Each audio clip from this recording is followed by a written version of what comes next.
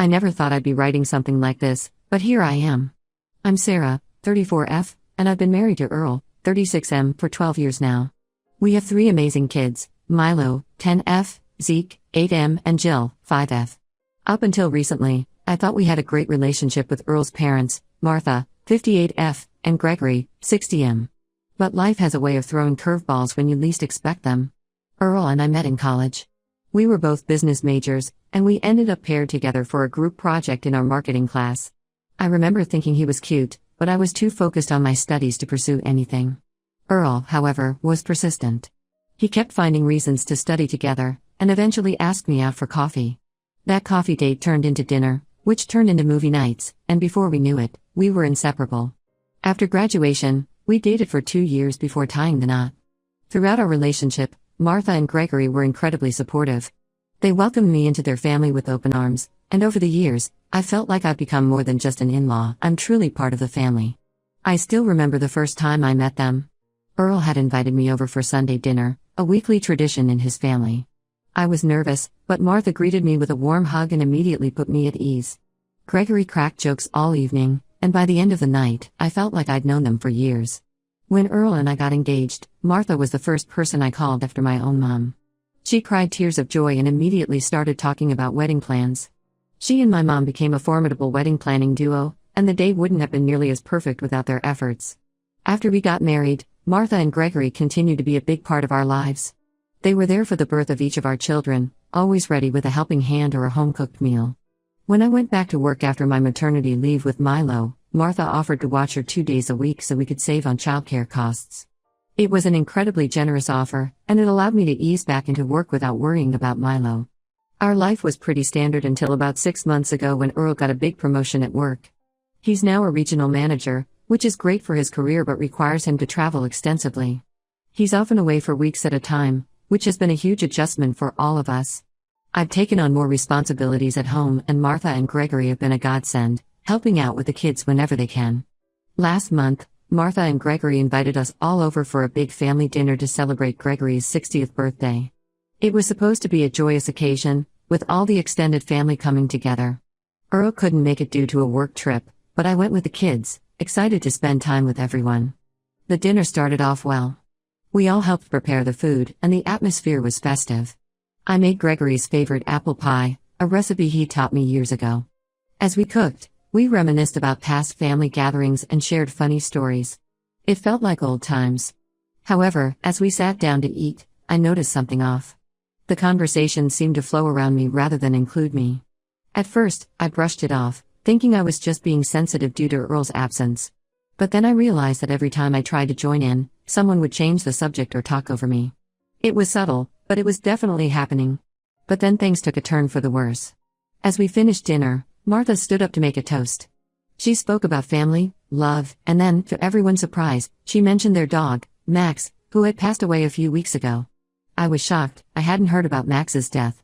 I loved that dog. He reminded me so much of my childhood pet, a golden retriever named Buddy, that I often offered to walk him or dog sit when Martha and Gregory were busy. I have so many fond memories of Max. When Earl and I were still dating, Max would always greet me at the door with excited barks and a wagging tail. He was there for all our major life events, lounging at our feet during wedding planning sessions, gently sniffing each of our newborn babies when we brought them to meet their grandparents for the first time. Max was more than just a pet, he was a member of the family. As Martha spoke about Max, tears welling up in her eyes, I felt my own eyes getting misty. I was about to get up and comfort her when suddenly, her demeanor changed completely. She pointed at me and started shouting, accusing me of killing Max out of jealousy. I was stunned. Martha claimed that I had always been envious of her relationship with Max because he reminded me of Buddy. She said that I had taken advantage of Earl's absence to get rid of Max, so I wouldn't have to pretend to like him anymore. She demanded to know where I had buried him, so she could give him a proper burial. The room fell silent. I looked around, hoping someone would speak up, tell Martha she was being ridiculous. Instead, I saw judgment in their eyes. My sister-in-law, Connie, 38F, and her husband, Mickey, 40M, even moved their chairs away from me. Connie suggested I should go home and let the kids stay with her for the night. I was too shocked to argue. I went home, my mind reeling from what had just happened. How could they believe I would do such a thing? I've always loved animals, especially Max. I spent that night alone, drinking wine and trying to make sense of it all. When Earl returned from his trip a few days later, I told him everything. He was as shocked as I was and immediately tried to talk to his parents. He explained that I genuinely loved Max and would never harm him. But they wouldn't listen. They accused Earl of covering for me and called him complicit in Max's murder. Now, I'm not welcome at Martha and Gregory's house anymore. The rest of the family is keeping their distance too. Earl is furious with his parents and has stopped talking to them. Our kids are confused about why they can't see their grandparents. Milo keeps asking when we're going to visit Grandma and Grandpa next, and it breaks my heart to see the disappointment on her face when I tell her we can't go right now. I work for a home security company that installs cameras for elderly people as part of a government program. It's a job I've had for about 5 years now, and I've always enjoyed it. We help seniors feel safe in their homes, and it's rewarding work. A few weeks after the incident, I was assigned to monitor the cameras of a house near Martha and Gregory's. While reviewing the footage, I noticed that these cameras had a partial view of my in-laws' backyard. What I saw in that footage turned my world upside down. The night before Martha called Earl about Max's death, I saw Gregory in the backyard around midnight. He was digging a large hole, then brought something wrapped in a black bag from his car and buried it. He then covered the area with potted plants and soil bags. I couldn't believe what I was seeing. My hands were shaking as I rewound and replayed the footage multiple times. Part of me wanted to pretend I hadn't seen anything, to just ignore it and move on. But I knew I couldn't do that. This was the truth, and it needed to come out. I showed the footage to Earl, and he insisted I confront Martha with this information. Reluctantly, I went to their house and showed Martha the video. She was shocked and refused to believe it at first, but the evidence was clear. It turns out Gregory had been walking Max when the dog had a heart attack and died. Instead of telling Martha the truth, Gregory panicked and buried Max in the backyard. When Martha started asking questions about Max's whereabouts, Gregory saw an opportunity to deflect blame and pointed the finger at me. Martha has stopped talking to Gregory, furious that he not only lied to her but allowed her to humiliate and accuse me unjustly. The rest of the family has apologized for their behavior, but I'm finding it hard to forgive and forget. How could they all turn on me so quickly based on an unfounded accusation? Earl is supportive and understands my feelings. We're now trying to figure out how to move forward. Should we try to mend relationships with his family? Or is it time to create some distance? I'm hurt, angry, and confused. Any advice would be appreciated. Update 1: It's been about a month since my last post, and a lot has happened. First, I want to thank everyone for their support and advice. It's been incredibly helpful during this difficult time. After much discussion, Earl and I decided to take a step back from his family for a while. We needed time to process everything that had happened and figure out our next steps. We explained to our kids that we were having some disagreements with their grandparents and other relatives, but we assured them that it wasn't their fault and that we all still loved them. Milo, being the oldest, seemed to understand that something serious had happened, even if she didn't know the details. She's been extra helpful with her younger siblings, which I appreciate but also find a bit heartbreaking. Number 10-year-old should feel like they need to step up because of family drama. Zeke has been acting out a bit at school, and Jill's been having nightmares. It's clear that despite our best efforts, the kids are feeling the strain of the situation. About 2 weeks after my last post, Martha reached out to me directly. She asked if we could meet for coffee, just the two of us. I was hesitant at first, but Earl encouraged me to go, saying it might be good for both of us to talk things out. We met at a small cafe in town, the same one where Earl and I used to study during college. Martha looked tired and older than I remembered. As soon as we sat down, she burst into tears and started apologizing profusely. She said she had been overwhelmed with grief over Max's death and had let her emotions cloud her judgment. Then she told me something that took me by surprise. She admitted that she had harbored some resentment towards me over the years, not because of anything I had done, but because she felt like she was losing her son to me. She explained that when Earl was growing up, they were extremely close. He would tell her everything, seek her advice on all matters. But after we got married, naturally, I became his primary confidant. Martha said she knew it was normal and healthy for Earl to prioritize his relationship with me, but a part of her mourned the loss of that special bond she had with her son. When Earl started traveling for work, those old feelings of resentment resurfaced. She felt like I was taking over the role of family matriarch, especially with how much I was helping with the grandkids. When Max died, all those negative emotions exploded, and I became an easy target for her grief and anger. She told me that she and Gregory had been going to marriage counseling to work through their issues.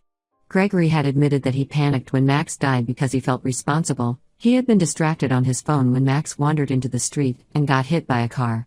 The heart attack story was a lie he made up on the spot. As Martha spoke, I found myself remembering all the good times we had shared over the years. The cooking lesson she gave me when Earl and I first got married, the time she stayed with us for a week after Jill was born to help out, the countless family dinners and holiday celebrations. It was hard to reconcile those memories with the woman who had accused me of killing her dog. I listened to everything Martha had to say. Part of me wanted to forgive her immediately. This was the woman who had been like a second mother to me for over a decade. But another part of me was still hurt and angry. I told Martha that while I appreciated her apology, I needed time to think things through. When I got home and told Earl about the meeting, he was supportive but cautious. He said that while he was glad his mother had apologized, he was still angry about how quickly everyone had turned on me. We agreed that we'd take things slow in rebuilding our relationships with his family. Over the next couple of weeks, other family members started reaching out. Connie and Mickey invited us over for dinner, where they apologized in person for their behavior at Gregory's birthday party.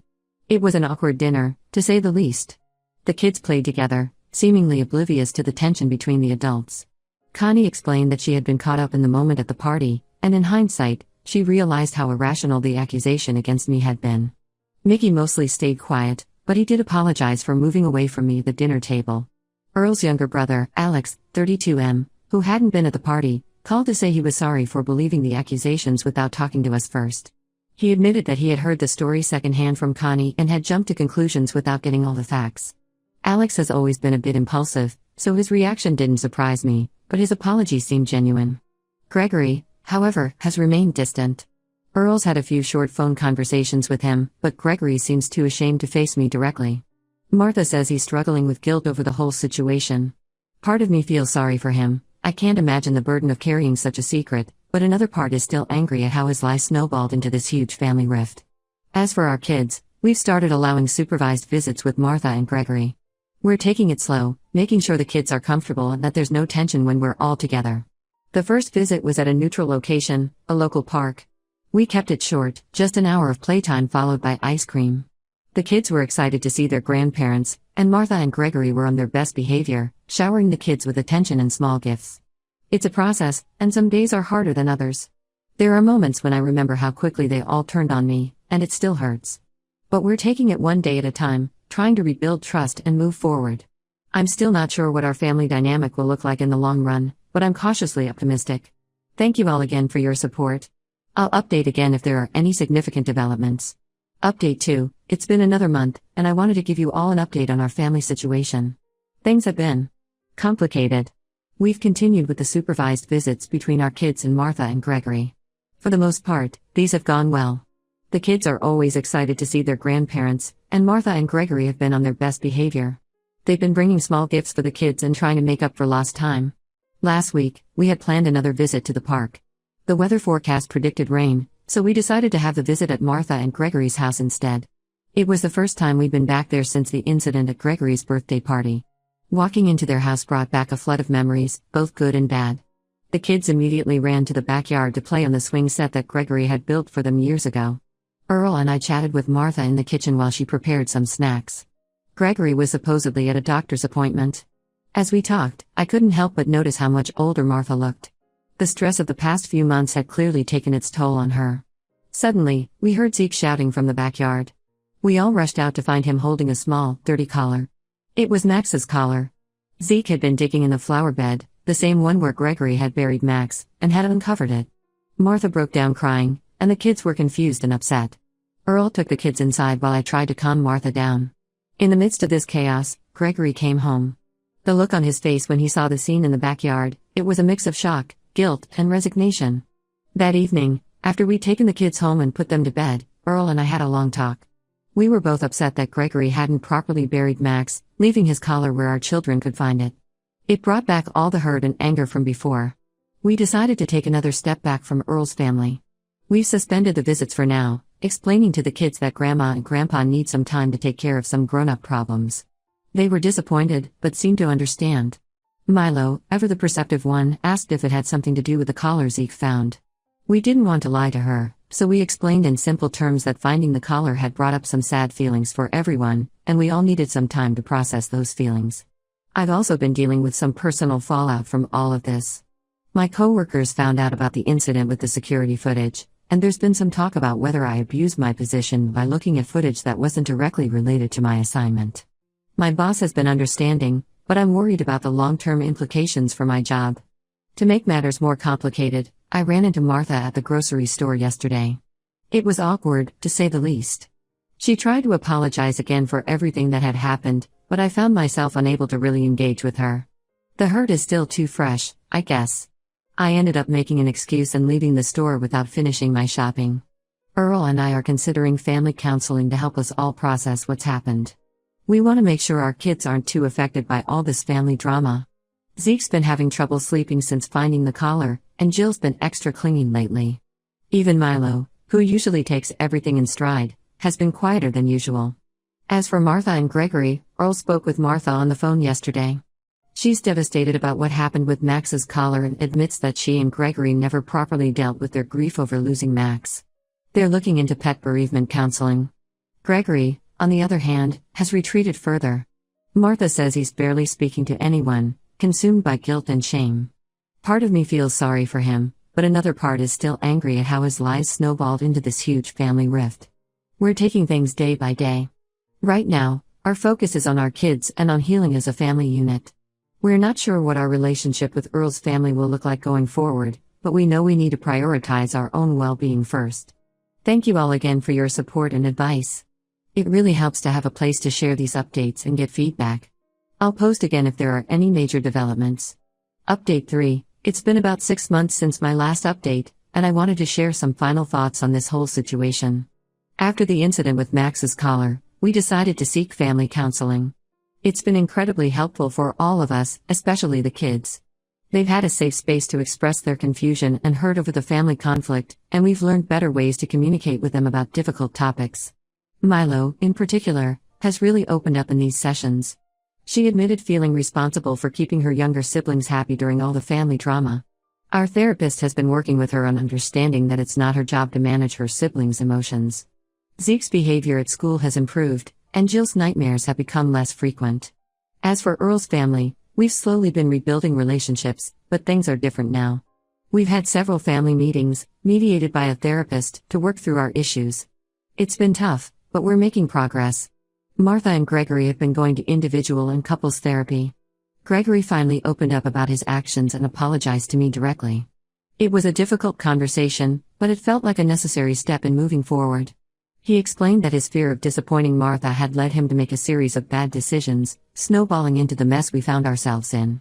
We've resumed family gatherings, but they're smaller and more controlled now. We recently had a barbecue in our backyard, the first time we've all been together since the incident. It was tense at first, but as the day went on, things started to feel a bit more normal. The kids played with their cousins, and there were even a few moments of genuine laughter among the adults. On a personal note, I've changed jobs. While my old company was understanding about the security footage incident, I felt it was best to make a fresh start. I'm now working for a different security firm, in a role that doesn't involve monitoring footage. It's been an adjustment, but I'm enjoying the new challenges. Earl and I are doing well. This experience, while incredibly difficult, has ultimately brought us closer together. We've learned a lot about communication, trust, and the importance of standing united as a couple. We've started having regular date nights, something we'd let slide when life got busy with work and kids. Looking back, I'm still amazed at how quickly things spiraled out of control. A misunderstanding, fueled by grief and unspoken resentments, nearly tore our family apart. While I can't say I've fully forgiven everyone involved, I'm working on it. I've learned that family relationships are complex and require constant work and communication. Thank you all for your support throughout this journey. Your advice and kind words have been a source of strength during some very dark times. While this chapter of our lives is closing, the lessons we've learned will stay with us forever. Family is precious, but it's also fragile. We'll continue to work on nurturing our relationships, setting healthy boundaries, and moving forward together.